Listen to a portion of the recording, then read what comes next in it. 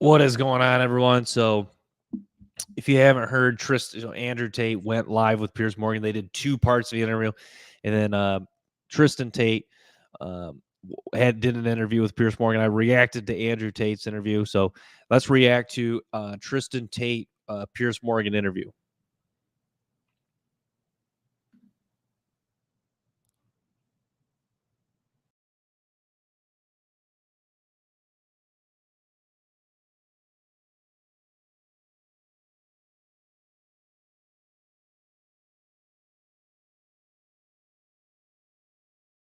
Reaction to that extraordinary interview I just finished with your brother.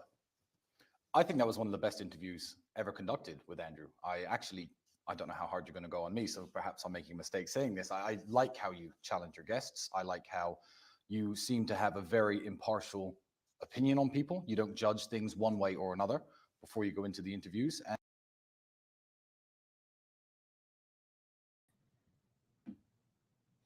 see, this was kind of interesting here. This is a little interesting here. It was interesting that Tate came out and said that he went a little hard. He went pretty hard on Andrew Tate, but he said it was interesting. He said this was that was the best interview with Andrew.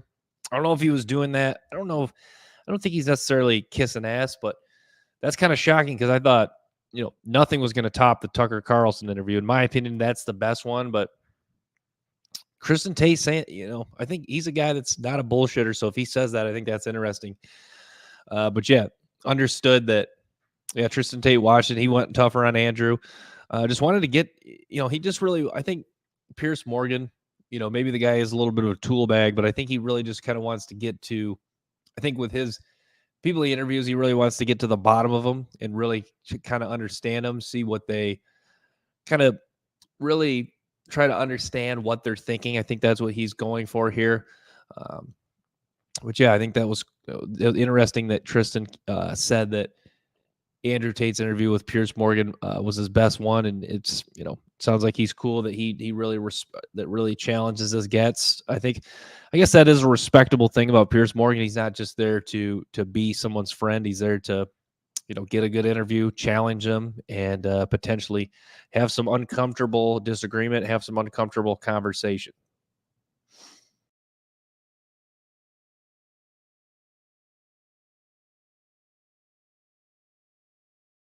And I think that made the interview with Andrew very interesting. I'm very excited to see the public response. I mean, like I said to him, I'm not here to convict you or otherwise. I don't know if you're guilty or not of the charges laid against you. We'll establish that in a trial or otherwise. I mean, it may not even go to trial. No, it might not. I mean, it seems to me there's been an interesting relaxing of restrictions against you and your brother, really, from the time you were put in prison at the start of the year. What do you read into that? Well, if you understand how the Romanian justice system works, again, I have to be very careful what I say. The pressure to put us in jail comes from not organizations. There are many great people who work at organizations like DCOT, which is the organization investigating us, but it comes from individual prosecutors who I am very much a trophy for, I would say. So the absolute obsession with putting me in jail comes from these people, but these people have nothing to do with judges, you see. At the end of the day, if you investigate me for a year and a half, throw me in jail, drag my name through the mud, eventually you're going to have to come up with a file of evidence and show it to a judge. So the people who keep letting me go are the people who've seen that file of evidence and don't have a motivation to keep me in jail. So that's it broken down as simply as I can. In the BBC report of the prosecution files, they quote you as saying about the women who worked on your webcam business, I'm going to slave these bitches. I'm going to make them work even more hours and hours and hours. I work these bitches like slaves, slave work, minimum 10 or 12 hours a day. That is not true at all. So you never said that? No.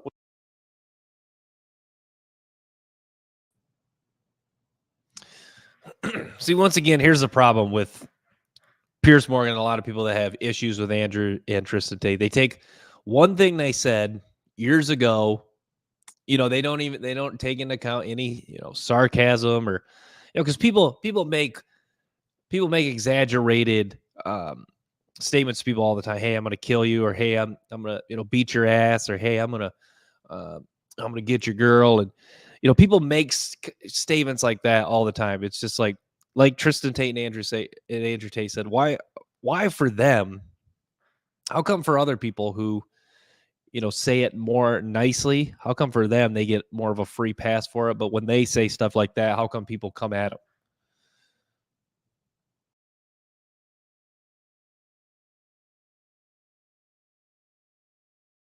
Well, you said it sarcastically. No, I didn't say it sarcastically at all. That is about my ex-girlfriend cleaning my house. So what you have to understand is when you go through a man's phone, you have 4 years and hundreds of thousands, millions of messages to everyone he's ever spoken to. Now, this is about human trafficking, my accusation. So anyone coerced, anyone forced, anyone tied up, anyone kidnapped, anyone sold, anyone moved, none of that is in any of my WhatsApp conversations. But DCOT and the prosecutor essentially can eliminate parts of the conversation that he says are not relevant. Now, if you look at the timings between the messages on all these conversations that look very bad, he's deleting various things, a lot of LOLs and a lot of ha-has, because believe me, if you were to read mine and my brother's conversations, even right now, you could probably accuse me of conspiracy to commit murder because of the stupid things that we talk about. I was talking about Conspiracy to commit murder. I mean, Andrew, I'm going to kill you when I get home. Like things like this, which can be used, in a very negative way.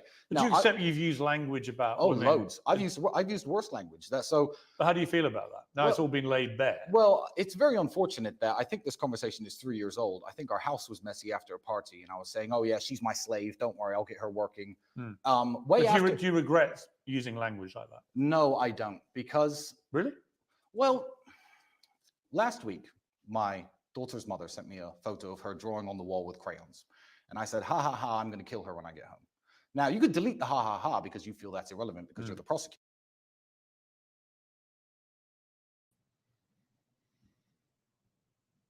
Yeah, once again, it's like, everything, everyone just, the people that hate Andrew Tate and Tristan Tate, everything they say, everyone has to come at it and challenge it. Like, why can't they just... Like, think of how many guys have been in a locker room, or think about you hanging out with the boys and you say some stuff that you probably, if you're around other people, would just, really offend people. That's the thing. Like, how many, like, hey, Andrew, I'm going to kill you. It's just like, sometimes there's just like, people can make exaggerated statements. People can make jokes like that with each other. What is it with the Tate brothers? They just have to... well, I know what it is. It's just when people don't like you, when they're looking for anything they can to find evidence against you, they'll find, like he said, remove haha and LOL and, hey, I'm going to kill you, LOL, and, remove the LOL. So it just, it just looks like they're, potentially plotting something heinous when in reality it's just a harmless joke.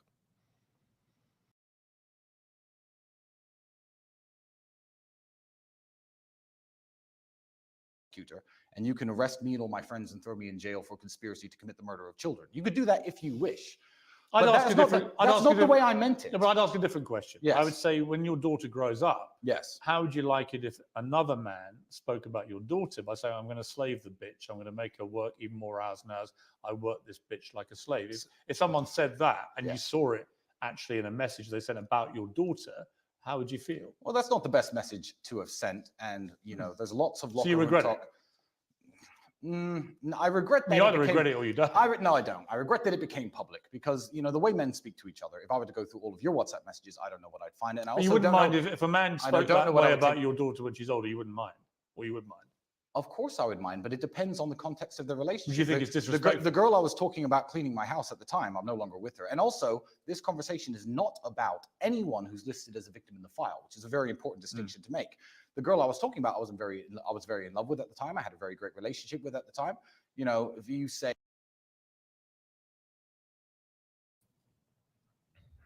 But yeah, this is just one of those things, though. Like, since they've built up such an influence, every strong opinion, everything that's on the fence of being termed misogynistic. He's talking about that girl, she's my slave, she's going to clean this up. Like, everything like that just is taken to the extreme, meaning they just, that's a misogynistic claim. But think about like, if they didn't have the status, then think about it, just an average guy saying that. No one would anyone really care? Obviously, an average guy doesn't have the following, but there's probably a bunch of men that have said this jokingly, and people just, maybe they're around, feminists will get upset, but just, this is an example of just their fame, their influence, how powerful, how many people watch them, and the the vocal minority at times, or actually not even at times, for the most part, the vocal minority that's just getting offended over stuff like this.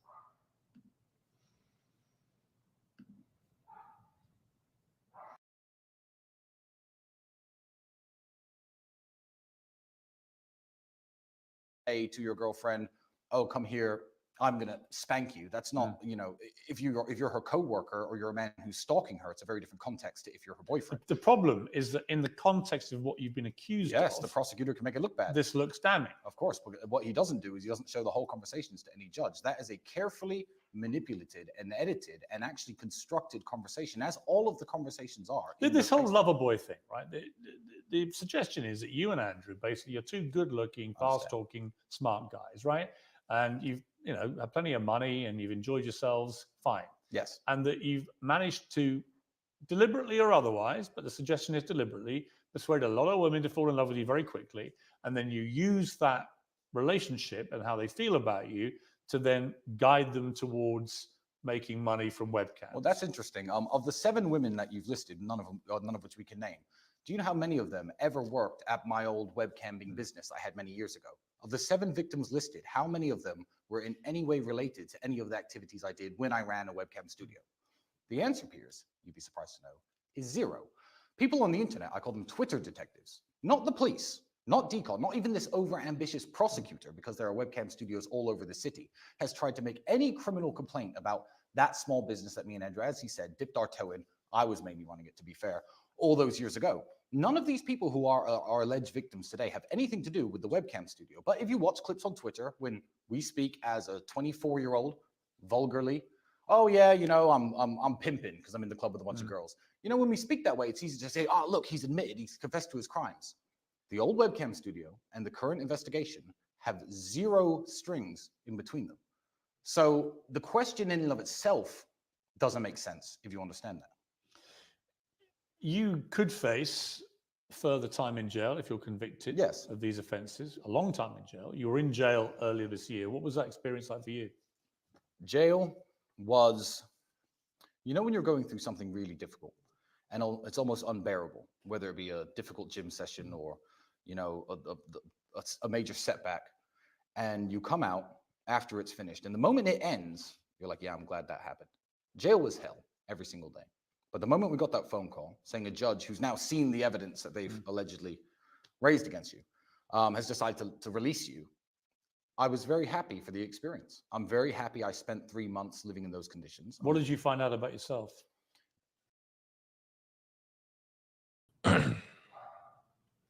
Yeah, this goes back to like what Andrew Tate said.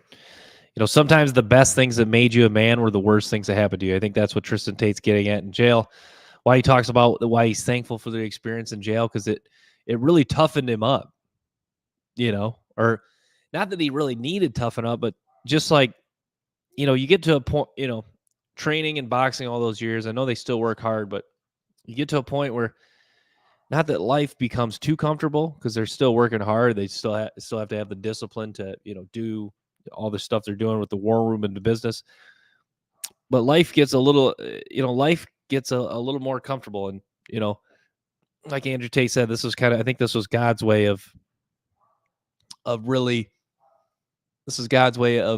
of testing them. And yeah, I think that's a cool way to put it, that he was,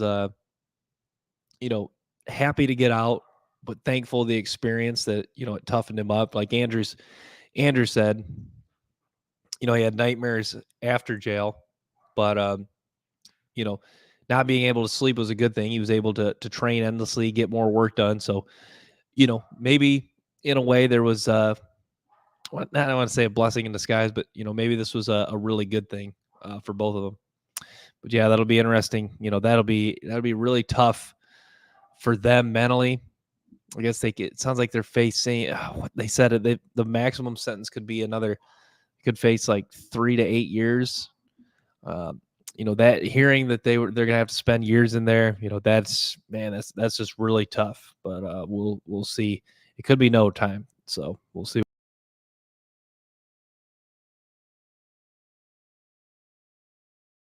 I didn't find out anything new. I feel like it was my opportunity to show to myself and to my brother and to the world that I am the man who I say I am. I always preach being mentally strong, physically strong. I put on this tough guy persona, but I don't think it's a tough guy persona, because if I can survive 3 months in a Romanian prison without incident, without tears, without being upset. You didn't shed any tears? I did not in jail. Did you know that Andrew had? I believe that Andrew's tears were tears of anger. He was more angry than I was. Whereas me and Andrew are very balanced. We have a very balanced relationship. We keep each other in check. When he's angry, I calm him down. When I'm angry, he calms me down. I believe Andrew was a lot angrier at the situation. Andrew knew a lot less about the situation. I can at least read some Romanian. I was trying to make sense of it all. He was sitting there in pure frustration. But they're serious criminal charges. Well, they're serious criminal charges. But what I would say to you is, what is the serious criminal evidence? So again, this is from I'm going to work this for hours. It's about a girl cleaning my house, by the way. So this is the big bombshell, the BBC, because I don't know how they got the indictment, but the indictment should be private. I'd love to give you a copy. I really would. But the criminal indictment isn't what the prosecutor says I've done. It's the evidence against me. So if the BBC have read their grubby little fingers through all of this evidence and all the files, and the worst thing they have to come at me with is, Tristan, you said this girl's your slave. I've said that. I've said worse things. Have you ever coerced women? No, I've never coerced anybody into doing anything they don't like. Do you accept that, as I said to Andrew, that some of the language, even in the things he tweets now, suggests that his idea of how women should be treated is that they effectively are a form of slave to a man? You know, Piers, I really like you.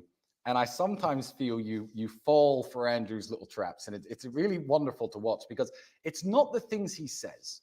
It's the way he says them. And the way he says them can get people very riled up. When I was sitting listening to your interview about women shouldn't work and be taken care of, etc., it actually took me back about 12 or 13 years to an interview I saw. I can't remember. I think it was on ITV with the late Christopher Hitchens. You probably knew him. I did. I did not know Christopher Hitchens. I think. Yeah, this is a great point. He makes a great point coming up here. Yeah, it's not even about what Andrew Tate says, it's the way he says them. I think that's just kind of how, big of pussies people have become. Just the way Andrew Tate's saying stuff offends people. So yeah, Tristan makes a really good point right here.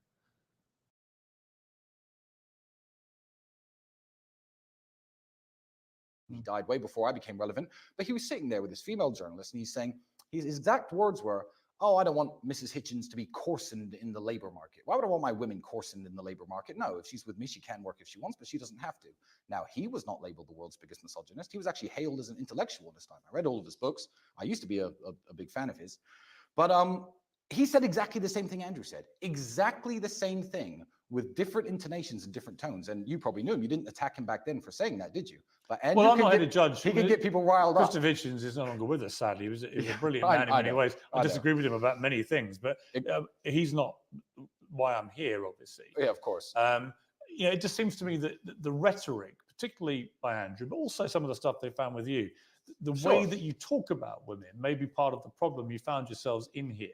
And from Andrew's recent tweeting, there's no sign to me that he is aware or self-aware.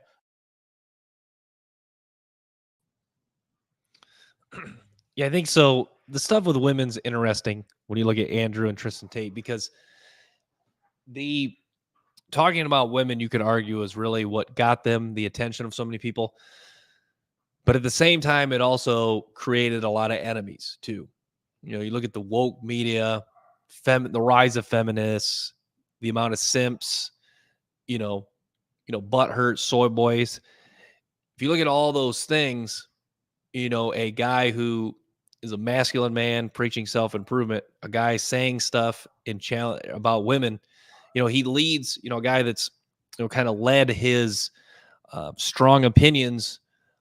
Well, not even opinions. He led his facts of women, led with facts of women. I think it's because you think about people you meet. Oftentimes, within a few seconds of meeting someone, whether you kind of like them or not. I think that's with Andrew Tate. Him leading with the women stuff, people immediately started to dislike him just because he led with the women stuff. But like Joe Rogan said, he should have led with the male self-improvement stuff. Maybe that would have been a better path for him. But yeah, chose to lead with a lot of the women's stuff. And he said in a recent Tate speech, I say recent, it was maybe a couple months ago, that he's like, yeah, I've kind of shifted away from talking about women as much. You notice that when the topic of women does come up, oftentimes it is because he's asked about it. He does not just really on his podcasts or on Rumble, the Tate speeches, he does not just, discuss women a lot unless he's directly asked about it, or there's like a super chat, live chat on his stream about it.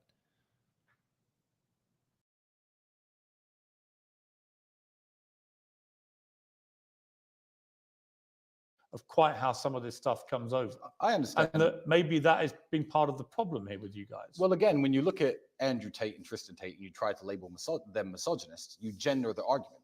If I were accused of anything else and they were to read the conversations, which they did read, by the way, between me and my friends, the insults we give each other, the threats we make to each other. Do you think a woman's place is at home serving her man? No. I believe my woman's place is at home serving her family. I serve my family. But she shouldn't go to work. She wouldn't have to if she didn't want to. If I wanted her to and she wanted to, and we agreed. If you wanted her to. If we agreed as a family. What if you don't want her to, but she does? Well, in the same way that if I was working a normal job and I got a promotion, that would mean that I move out of the city, or we move as a family. We'd.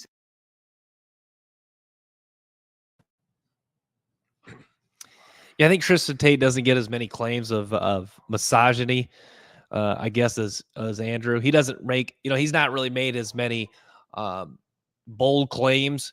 But yeah, he's definitely a guy that really, he made a video on Gentleman's Game, talk about how to treat a woman on a date.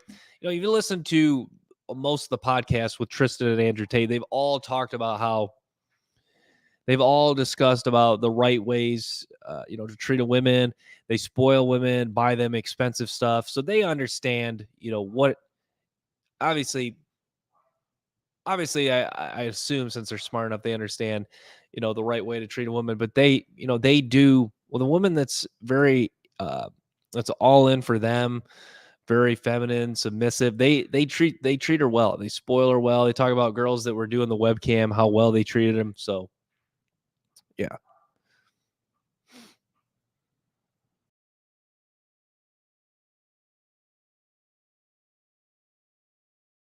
Sit there and discuss it as a family. I don't believe that there's one rule for every single family. I don't see. Yeah, but Andrew does. I don't see in the future my woman working. No, because I think I could take care of my woman. I could take care of my family. You wouldn't be. I don't think you'd be with a woman who wanted to work, right?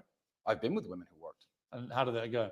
Wonderfully. I've had some absolutely wonderful relationships. Well, doesn't that prove the point that this whole idea a woman has to stay at home and serve her man is actually a lot of cobblers? Again, I don't think serve her man was something Andrew specifically said. I would. Well, he did. I mean, that's why I read that whole tweet. Well, Andrew's not me and I'm not Andrew. What I would say is a woman serves her family. Are you different in your outlook on that? Me and Andrew are very different.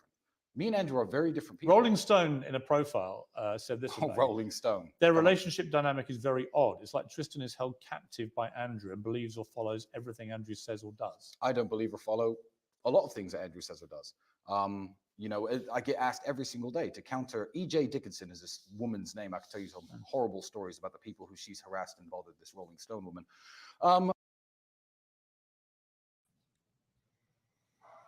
I think that's what people forget at times, that Andrew and Tristan Tate are two different people, even though they have they both have the same last name. I think they have some beliefs that are similar, but yeah, they're two different guys. I think people forget that, and like he gets at, one of them's Muslim, one of them is Christian. So yeah, they have two different beliefs.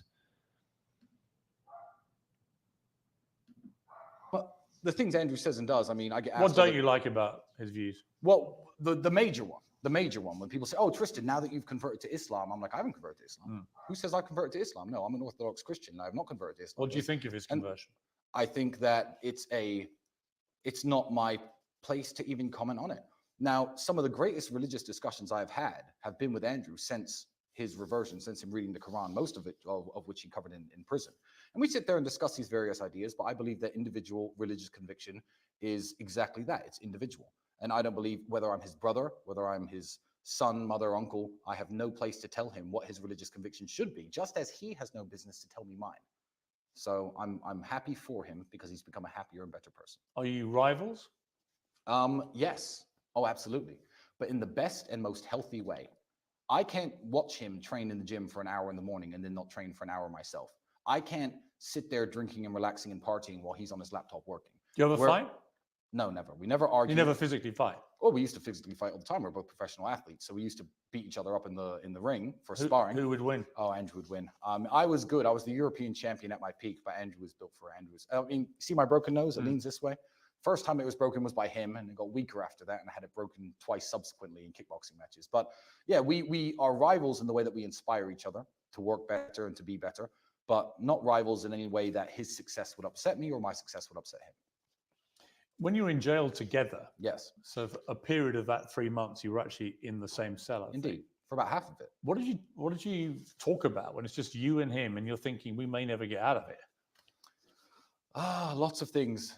Books, religion, the case, obviously, explaining, trying to understand. When you're in a cockroach-infested tiny cell together, Yes. you've gone from being the top G and his brother with your Bugattis, your cigars, the lifestyle, the women, and so on, to literally nothing in a very degrading environment that you Yes. find yourself in. Mhm. And you've got no idea how this plays out or how it ends, or even if you get out.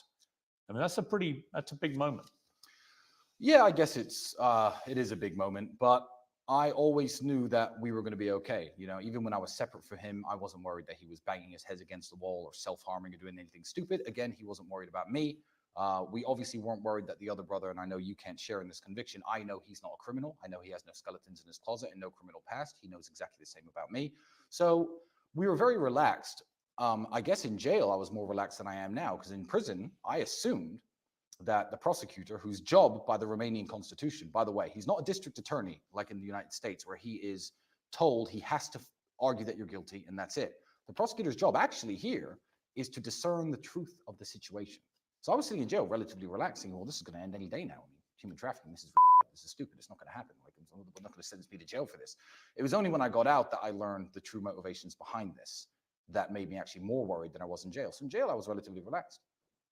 Trained every day. Ate their horrible food, did my push-ups. It was all right. Mental break, no electronics. Did your mother, was she able to come and see you or not? No. No, in fact, Could you speak to her? for some reason, and I cannot tell you why. Yeah, that's an interesting one. No electronics. I couldn't imagine.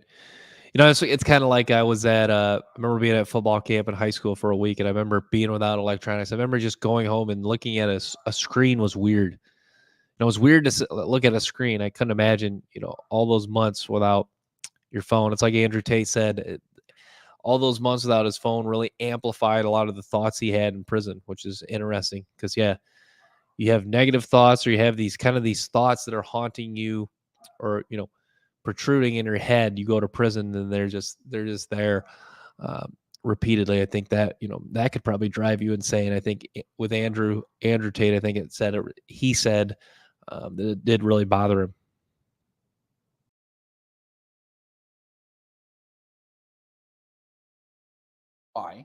I was banned from visitors. That includes my daughter, the mother of my daughter. That includes any friends. Was Andrew as well? I don't believe so, but no one tried to visit him. Maybe they were rejected at the prison gate. I don't know, but I was at one point. It's on file. It's on paperwork. At one point, I was banned from receiving visitors. Could you make calls? Yeah, there was some phone time, but I didn't make a single call while I was in prison. I spent 3 months without speaking to anybody. Other than Andrew? No, only my lawyer, actually. Only my lawyer. And did you get into similar physical threatening situations that he did? No, I mean, Andrew had like a few mech.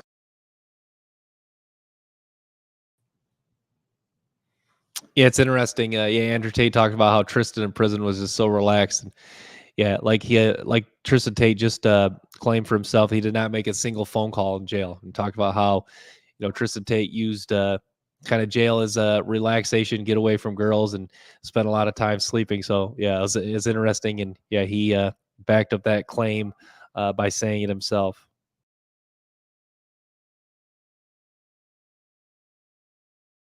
Mexican standoffs, let's say. But I think that jail is a world of realities. And, lots of tough guys, whether they be Romanian or British or American, nowadays, the tough guy move is, you've offended me, I'm going to use my phone. I'm going to call the boys, and the boys are going to come beat you up.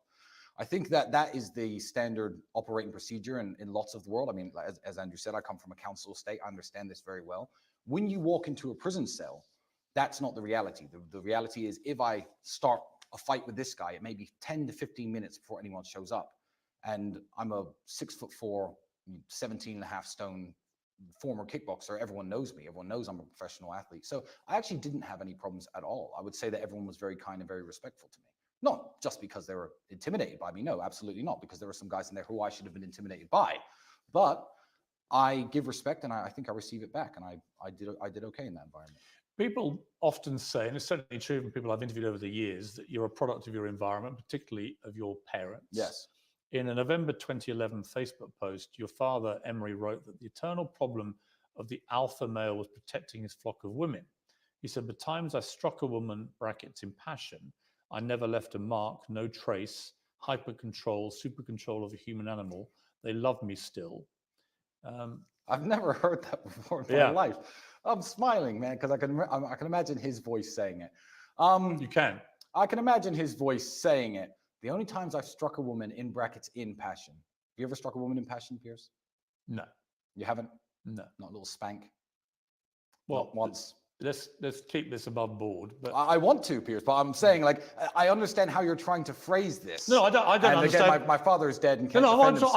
I'm not trying to phrase it in any way. I'm just curious what you think he meant by that. I honestly don't know. I mean, keep in mind, my father died when I was 27, and that post was written a long time ago. I've never heard it before. I've never seen it before. But what kind of father was he in terms of the values he instilled in you and Andrew? Oh, he was a wonderful man, and he was a very protective man over his family and the people he cared about. I mean, they got divorced many, many years ago, but even with his dying breath, he would have jumped in to fight 10 men to defend my mother and her honor. That's the kind of guy he was, super protective and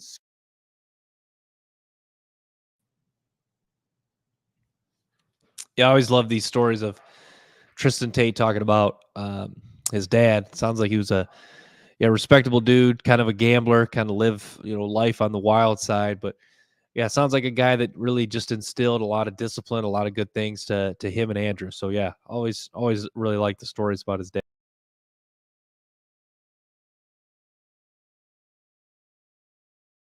super, involved in everyone he loves life, even if he was far away. The phone calls were constant, the emails were constant, and he held us very accountable as young men.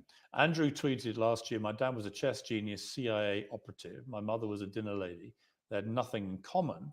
Dad said she fed you boys healthy meals every day, cleaned the house, and was largely quiet. I loved her very much. That's literally all men want." When you build your online store with GoDaddy, you can manage your orders, sales, and But yeah, we can keep going. I think I'm going to wrap with that, guys. Thanks for tuning in. Make sure to stay tuned for more episodes and clips from the show. Till next time, peace.